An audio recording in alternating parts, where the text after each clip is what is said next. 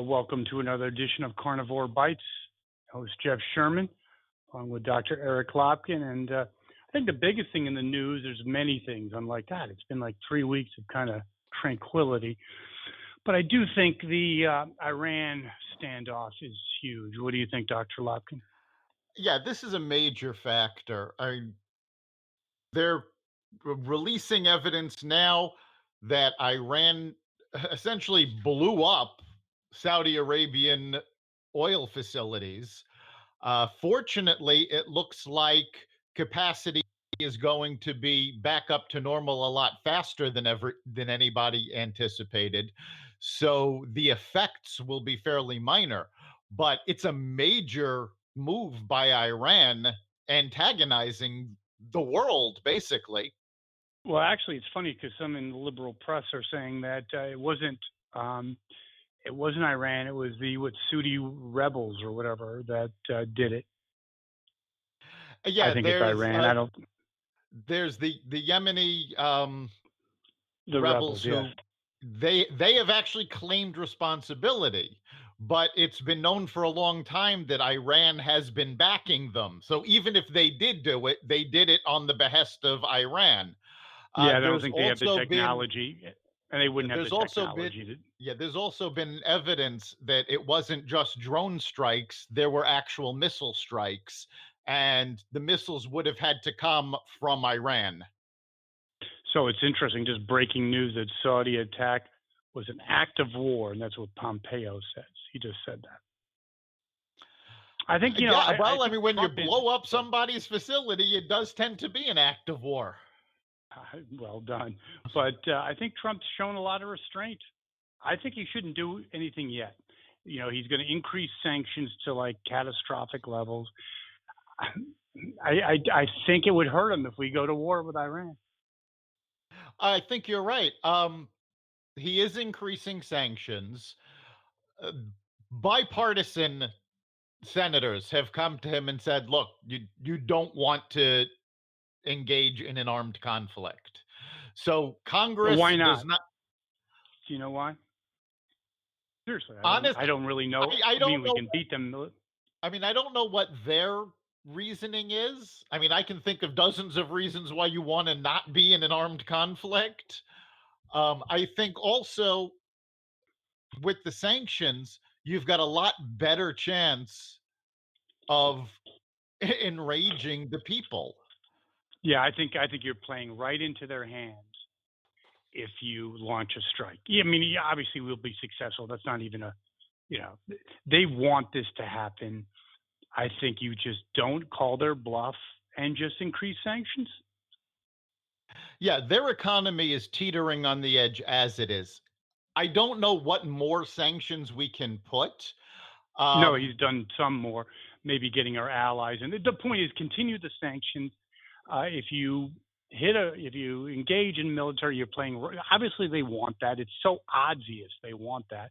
Don't do it. So it'll be interesting how it plays out. And I think something that people need to realize is this is exactly why Trump had pulled out of the agreement, because the nuclear agreement that we had entered into had absolutely no consequences for something like this. That was a ridiculous deal, and it's part of the Obama legacy with, a bonehead like Kerry, who was a bonehead. Talk about white privilege. He got into Yale because of his affluence. He's not the brightest bulb. The agreement was awful, and it's all part of the, again, Obama, if you will, legacy, please. Yeah, well, we've seen that legacy fall apart, and this is why. There was nothing lasting of any worth that they created. No, nothing at all, and he was a media creation from the start. So moving on, I think, how about the impeachment hearings with Jerry Nadler? Yeah, the Democrats voted along party lines to start impeachment hearings. They had the first of those hearings yesterday, and even the most liberal commentator has stated that it was disastrous for the Democrats. It They really got was. Corey Lewandowski, it was a disaster for them. they got nothing out of him. Um, it's very obvious that the Democrats are basically still throwing a temper tantrum. They had nothing of any substance, and they're not going to get anywhere. And the American people are tired of it already. So they're not even Yeah, playing to actually, their base anymore. to get more facts involved, only 30%, 37% of Americans want impeachment, and you got to dive deeper. It's probably 25% of them are left-wing nutcases. So, no one really has a stomach for it. Um, I think it's not even something of interest. I think people have tuned it out a long time ago. They're not even, there's no fervor, there's no emotion on either side. It's just like, come on, this is ridiculous. Yes, it's funny though. I did happen to be over someone's house who was watching MSNBC, Rachel Maddow. That CNN and MSNBC have gone really off the hook. She was still saying, "Oh, this." I mean, hanging on to any little thread that could be. Oh, Lewandowski said this, and this means that they're a so-called expert on. It's pathetic. Yeah, there's still a few hangers on. I mean, I was surprised at the outside of CNN and MSNBC, who are really, they've just decided their marketing is that they are kowtowing to the wackos on the left. Most of the mainstream media barely covered it because even they're going, all right, enough is enough already. Yeah, I think you're right. It's no question about that. One thing that did come up in the news is on CNBC that 50% of CFOs or CEOs envision a recession within a year. What do you think? Yeah, they're talking about that at the Business Roundtable. Um, More specifically, they were talking about, they see that there are danger signs, but Jamie Dimon, who is head of the Business Roundtable, came out and stated that nobody really thinks there's going to be a recession per se. They think growth is going to slow, but they Mm-hmm. don't see a recession anytime in the next year. There's going to be one coming, but it's probably still at least 18 months off. Which is all that Trump needs for what he needs to do. Speaking of that, as we've predicted, I think actually Rasmussen, believe it or not, it sounds crazy, but his approval number is now 50%. Yes, I saw that. 50 Rasmussen has it as 50%, and Rasmussen was the only one that came close to correctly predicting in 2016. So it's really important that we pay attention to them. And yeah, a 50% approval rating for Trump is fantastic given the constant hammering he's had. I wonder if the constant hammering is starting to fall on deaf ears. I think it is. I saw an article, I think it was Politico, I'm not sure, where they went to Ohio and Pennsylvania and talked to the folks that were traditionally Democrats but voted for Trump because of primarily Hillary saying they were going to get rid of the coal workers and all of that. Now, they haven't done very well in those areas. The coal industry is still down. Trump has not been able to bring jobs back to them, but they are still saying they are Trump supporters. They are still backing him. Mm-hmm. That's just very interesting. I don't know. I think his odds have gone up given the Democratic field and Biden. You have to talking about. I mean, I'm serious. I'm not. I know I'm biased, but talking about like, do you hear that speech or the thing interchange about him going after some gang member? His name was like really ridiculous with a chain. Yeah, he's losing I mean, the guy's credibility name every time he says something. Um, He's got a macho complex. He's talking about taking out Trump, talking about beating up some gang member at a swimming pool, with chains. I mean, come on. Yeah, I don't know what he's thinking about or doing.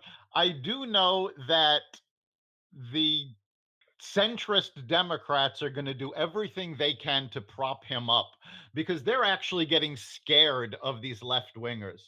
Elizabeth Warren, who is doing very well in polls right now, came out with an economic proposal for a wealth tax.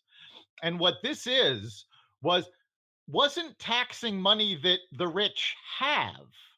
It was taxing the value of a stock portfolio. So she's actually wants to tax money that they don't have, but they could get. And included in this proposal, she wants to tax charitable deductions and found nonprofit foundations.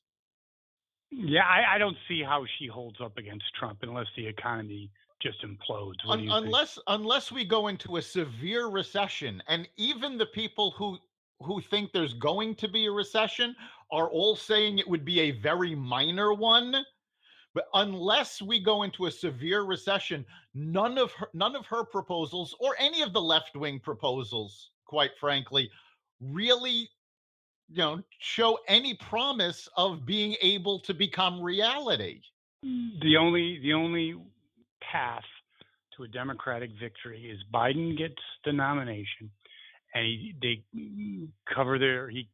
press covers his rear, doesn't report all the gaffes, and that's the only way. I don't think it's going to happen. I think in a debate, you're really starting to see the traditional Democratic backers fall apart.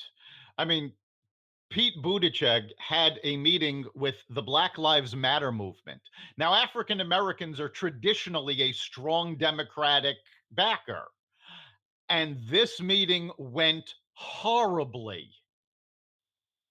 So even the traditional, Democrats are looking at this group going, no, we're not backing you. Yeah, I think at this point I give Trump a 70. A 70% chance. I just don't see it. I don't see it. What do you think, Dr. At this point, I mean, again, I'm always going to fall back on he is his own worst enemy, and he could tweet himself into losing. Although last couple weeks he's been okay. Right now he's been doing okay. He hasn't caused too much trouble. The Fed today dropped rates another 0.25%, so that's going to keep the economy moving in the right direction. So that works in his favor. But right now, it's his race to lose. I couldn't argue with that. There's no question. So, with that note, let's conclude another edition of Carnivore Bites. Dr. Lopkin. See you next week. See you next week. You've been listening to Carnivore Bites, part of the Exvadio Podcast Network. You can catch us every week at exvadio.com/podcasts, on the iHeartRadio app, the Apple Podcasts app, the iTunes Store, Spotify, and wherever you find podcasts. You can also catch us live every Friday at 4 on WESU FM 88.1.